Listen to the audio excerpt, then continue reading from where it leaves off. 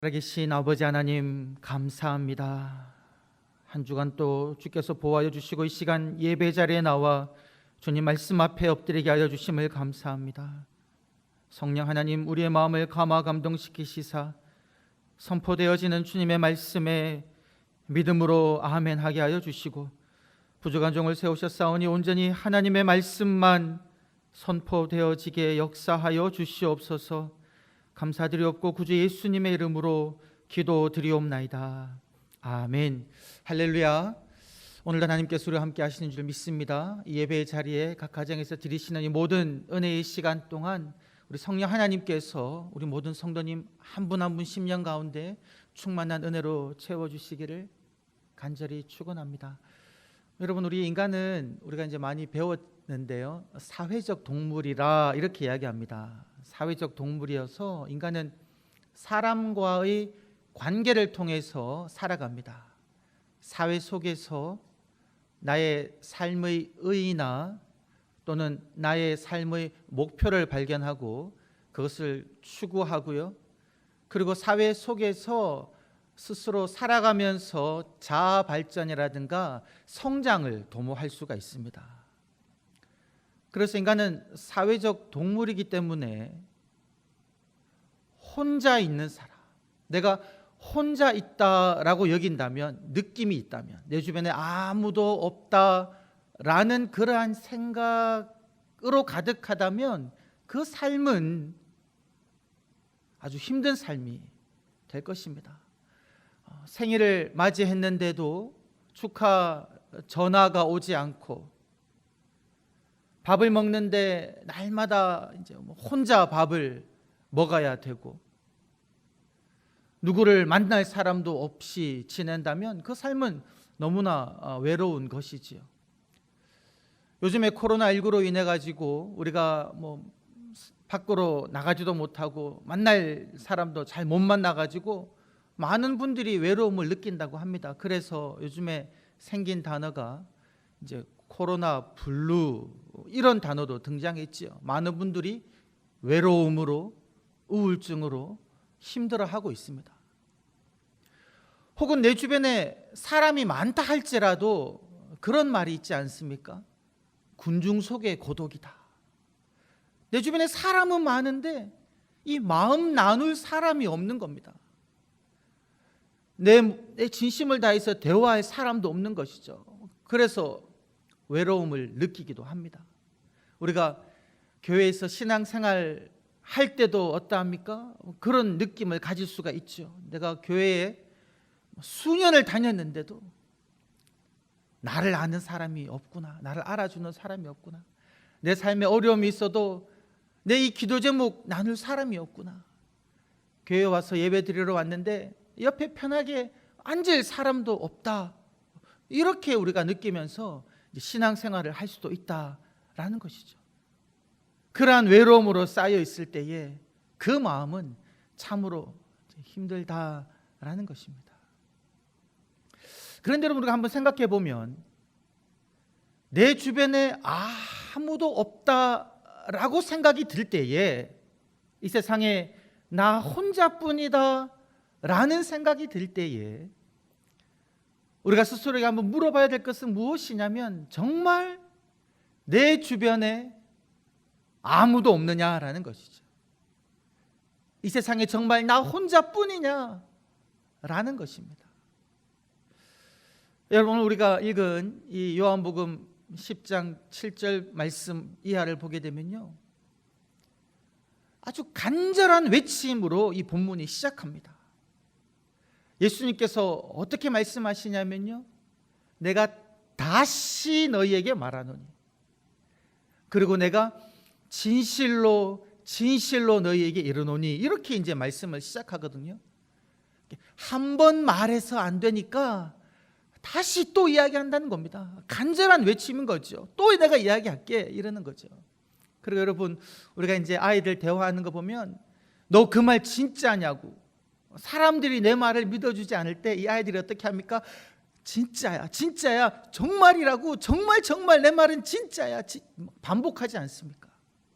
오늘 예수님께서 당신의 말씀을 시작하실 때 하신 그 말씀, 진실로 진실로 내게 이르노니, 이 반복해서 등장하는 이 진실이라는 말이 그런 뉘앙스인 겁니다. 지금 내가 하는 말은 진짜야, 정말이야. 내가 이 말은 꼭 들어줬으면 좋겠어. 거짓이 1도 없는 것이야 라고 예수님께서는 말씀하고 계십니다. 그렇게 절기어린 말씀으로 시작하시면서 예수님께서는 이 제자들에게 무엇이라고 말씀하십니까? 당신을 2가지로 소개하시는데요, 이렇게 이야기합니다. 나는 양의 문이다 라는 겁니다. 그리고 나는 선한 목자다 라는 겁니다.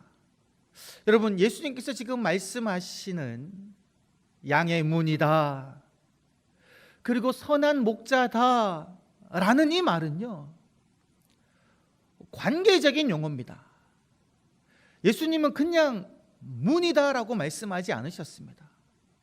길 한가운데 외롭게 서 있는 그 문이 아니고요, 예수님께서 말씀하실 때 문은 무슨 문입니까? 양의 문이다 라는 겁니다. 문이 되신 예수님께서는 당신을 통하여 양들이 들어갔다 나왔다 하는 관계를 가지는 그러한 문이다 라는 것이죠.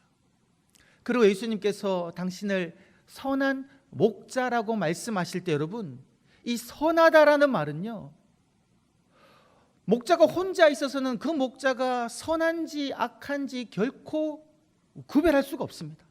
양이 있어야지만이 양과의 관계에서 이 목자가 어떠한 행동을 하는지를 살펴볼 때에 이 목자가 선한 목자인지를 알 수 있다는 것이죠. 그래서 이 말 또한 관계적인 용어다라는 겁니다.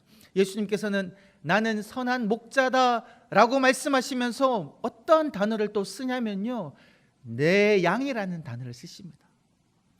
세상에 많고 많은 양들 중에 내 양이 있다는 것이고, 나는 내 양에 관해서는 그들을 돌보고 먹이는 선한 목자다라고 우리들에게 말씀하고 계시다라는 것이죠. 여러분, 아마 기억하실 텐데요, 많은 분들이 우리 1990년대에 그 TV 프로그램 중에 그러한 프로그램이 있었습니다.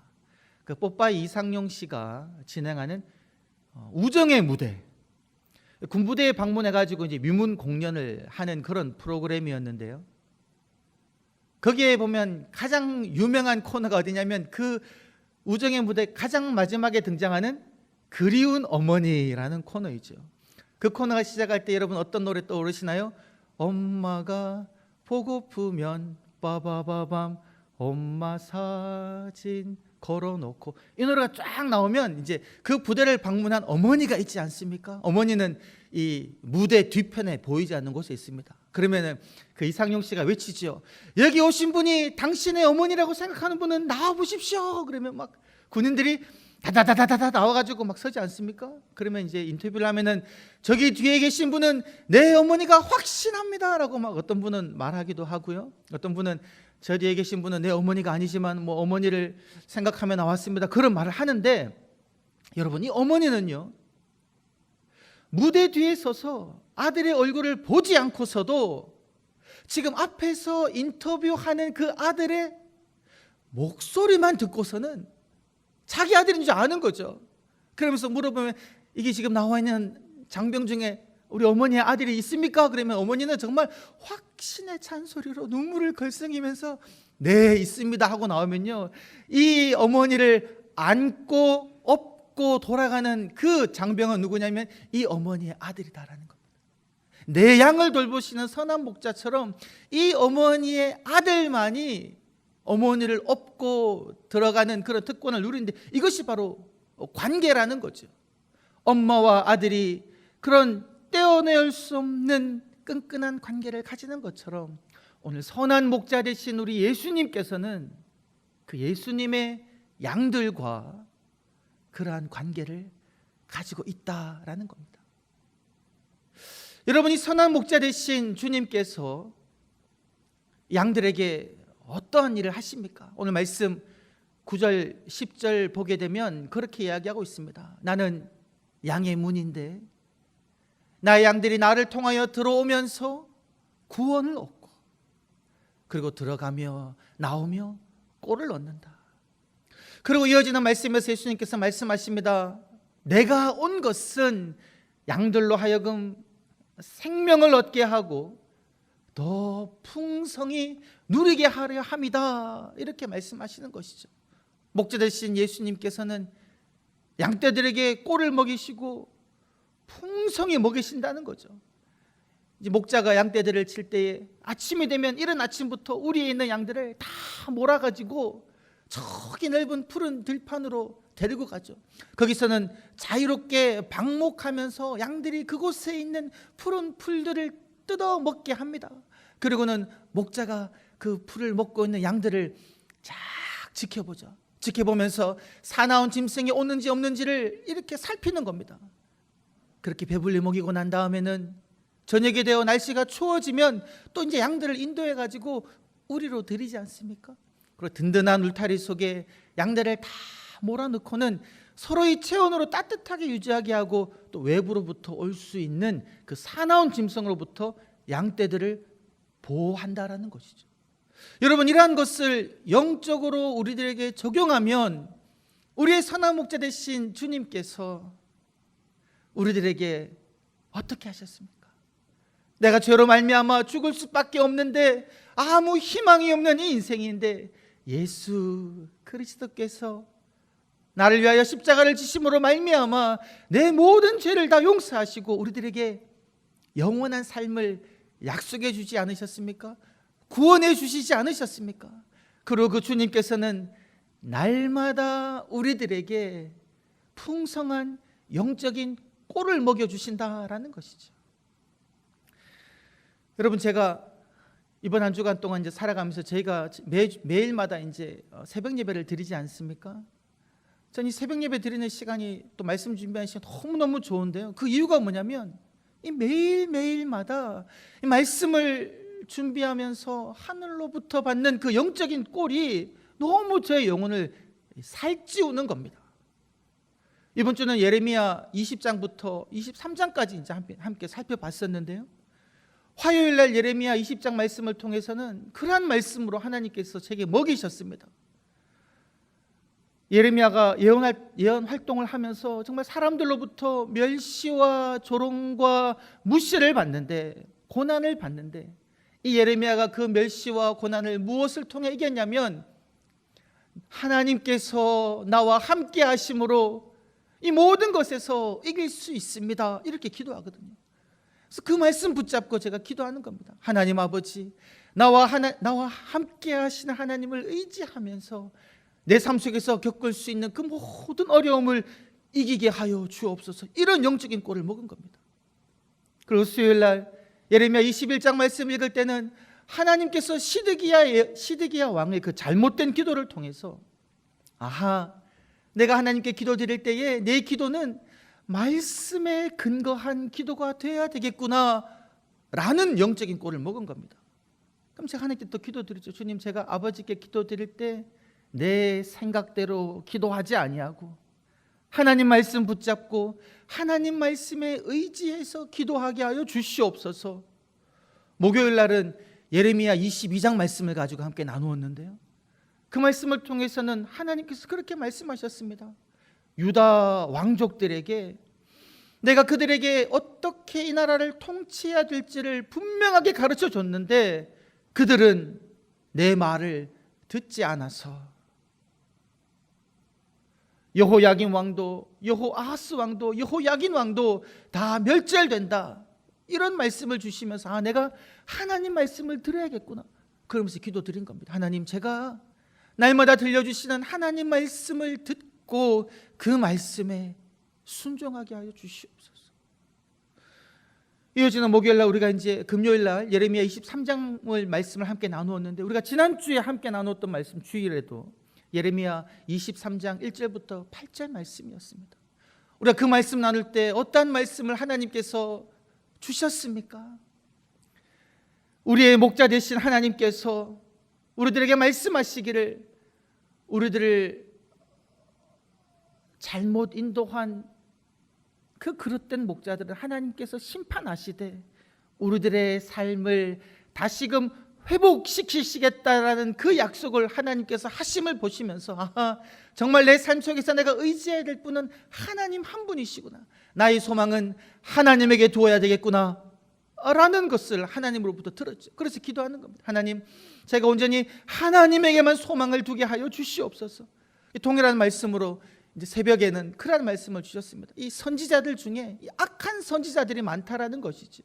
하나님께서 하시지도 않은 그 말을 마치 하나님이 하신 말씀인 양 전하는 그런 선지자들이 있는 겁니다. 그럼 하나님께서는 이 선지자들이 천상에 있는 여호와의 회의에 참여하였더라면 이들이 나의 마음을 알았을 텐데, 그 말씀을 보면서 하나님, 저는, 우리 성도님들은 하나님의 천상의 회의에 참여하는 자가 되게 하여 주시옵소서. 하나님의 말씀을 알아차리는 자가 되게 하여 주옵소서. 자기의 생각을 하나님 말씀인 양 말하지 않게 하여 주옵소서. 그런 기도를 드리는 겁니다. 우리가 그날 저녁에도 이 예레미야 23장 말씀을 가지고 함께 나눴죠. 23장 3절 4절 말씀을 가지고 우리는 말씀을 붙잡고 그렇게 기도를 드렸습니다. 하나님께서 약속하신 것처럼 하나님께서 포로된 이스라엘 백성들을 회복하겠다라고 약속하신 것처럼, 하나님, 우리 마음 상한 성도님들, 교회를 떠난 성도님들, 하나님 다시금 돌아오게 하여 주시옵소서. 그리고 하나님께서 하나님 마음에 합한 목자들을 세우겠다라고 말씀하신 것처럼, 하나님, 제가 하나님 마음에 합한 바른 그러한 목자가 되게 하여 주옵소서. 우리 영동교회 가운데 하나님 마음에 합한 바른 목자들, 지도자들이 일어나게 하여 주옵소서. 이렇게 이제 기도를 드렸습니다. 여러분, 이 모든 것들이 무엇입니까? 날마다 하나님께서 우리들에게 먹여주시는 영적인 양식인 것입니다. 날마다 이 영적인 양식들을 내가 받아 먹을 때 우리들의 영혼은요, 점점 살찌는 것이죠. 건강해지는 겁니다. 여러분, 하루를 살아가시고 난 다음에 잠을 들려고 하실 때에 어떠하십니까? 때로는 하루 동안 일어났던 여러 가지 많은 일들 때문에 머리가 복잡하고 마음이 속상해서 도저히 잠을 잘 수 없을 때가 있지 않습니까?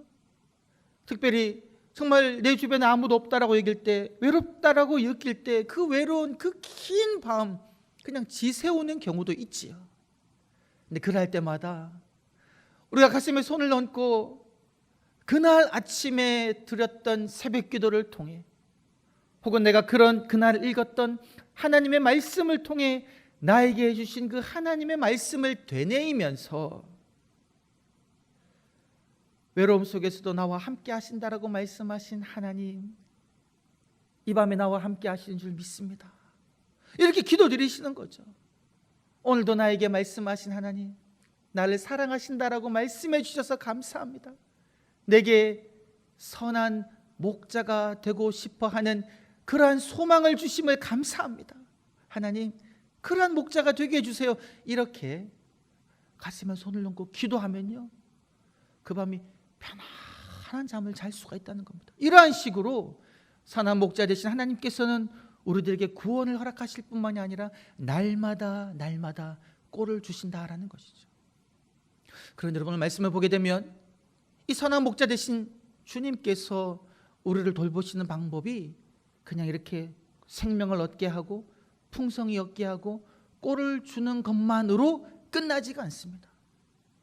오늘 말씀 마지막을 보게 되면요, 예수님께서 그렇게 말씀하시죠. 나는 양을 위하여 목숨을 버린다. 지금 선한 목자 되신 예수님께서는 목숨을 버리기까지 그 양들을 돌보신다라는 것이죠. 여러분, 오늘 본문을 보게 되면 이 버린다라는 단어가 3번 등장하는데요, 2번은 예수님에게 적용되고 1번은 삭군에게 적용됩니다.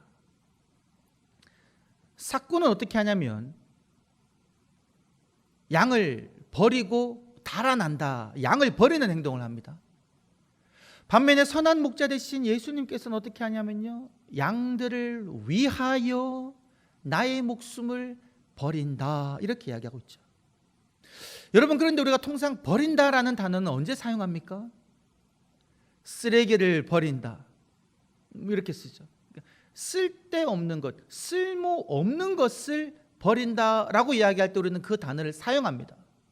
그래서 우리가 내가 만약에 누군가에게 버림을 받았다라고 이야기한다면 나는 쓸모없는 존재이다라고 생각되기 때문에 너무 내 삶이 불쌍한 거죠. 그런데 오늘 말씀 보게 되면 예수님이 양들을 위하여 자신을 버린다라고 할 때에 자신의 목숨을 버리시는데, 여러분, 결코 예수님의 목숨은 쓰레기같이 쓸모없어서 버리시는 것이 결코 아니다라는 거죠. 예수님의 존재 그 자체는 너무나도 존귀하신 분입니다. 하나님과 동등된 분이지 않습니까? 결코 쓰레기 같은 분이 아니라는 것이죠. 그런데 반면에 싹꾼은 양들을 버린다라고 하는데, 이 양들은 너무나 소중한 존재임에도 불구하고 이 싹꾼의 눈에 보기에는 이 양들이 쓸모없는 걸로 보이는 거죠. 그래서 이 두 단어를 보게 되면 여러분, 이 원문으로 보면 단어가 좀 다릅니다. 한글로는 동일한데 우리가 보통 쓸데없는 것을, 쓰레기 같은 것을 버린다라고 할 때 그 의미로서의 버린다가 싹꾼이 양들을 버린다라고 할 때 사용된 단어이고요, 예수님께서 양들을 위하여 나의 목숨을 버린다라고 할 때 사용된 그 버린다라는 원문의 단어는 그런 의미가 아니라 내어준다는 의미가 있습니다.